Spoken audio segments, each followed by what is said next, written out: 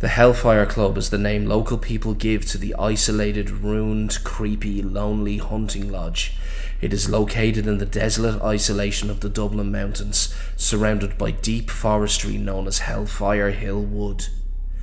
With views looking out over Dublin city, this eerie place has a vicious reputation and could almost be considered peaceful in its silent isolation.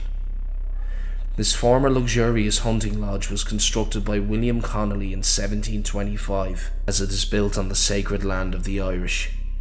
This was the site of an ancient Irish passage grave, a tomb also known as a cairn.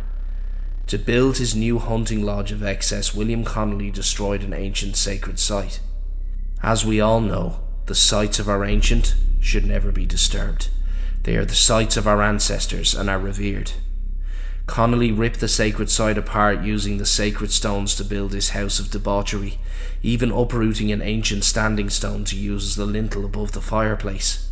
Shortly after construction, the roof was blown off the lodge during a violent storm, perhaps a violent response from the ancestors for disturbing the resting place of the ancient spirits. The Irish chapter of the Hellfire Club was founded by James Worsdale and Richard Parsons, 1st Earl of Rosse in 1737. The Connolly Hunting Lodge was leased to the Irish Hellfire Club, and that was when its already haunted reputation took a turn into the horrific blackness of the occult. The Hellfire Club was associated with amoral behaviour. Their rituals involved alcohol and sexual rituals and debauched behaviours. The secrecy held by its members led to local rumours of satanic rituals and devil worship. It is said that the head of the Hellfire Club was referred to as the King of Hell, even dressing like the winged horned devil.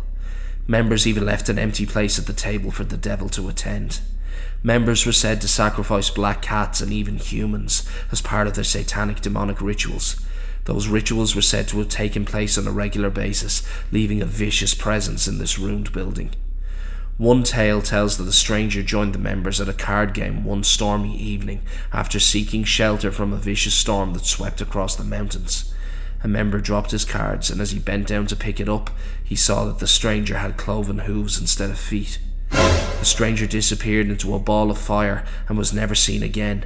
This story might sound similar to some, as it bears some striking similarities to the legend of Loftus Hall, Ireland's most haunted house.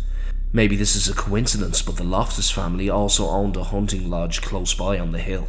Did the devil visit them twice? It is said that a young local boy once visited the Hellfire Club and bore witness to the rituals and never spoke again.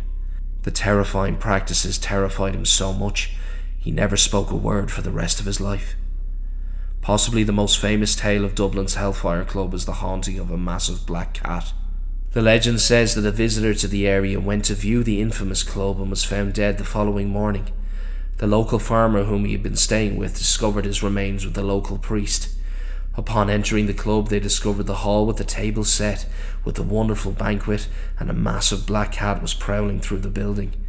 The priest performed an exorcism which ripped the cat apart, forcing the demon possessing the creature to break free from the cat into its natural violent form, ridding the Hellfire Club of its presence.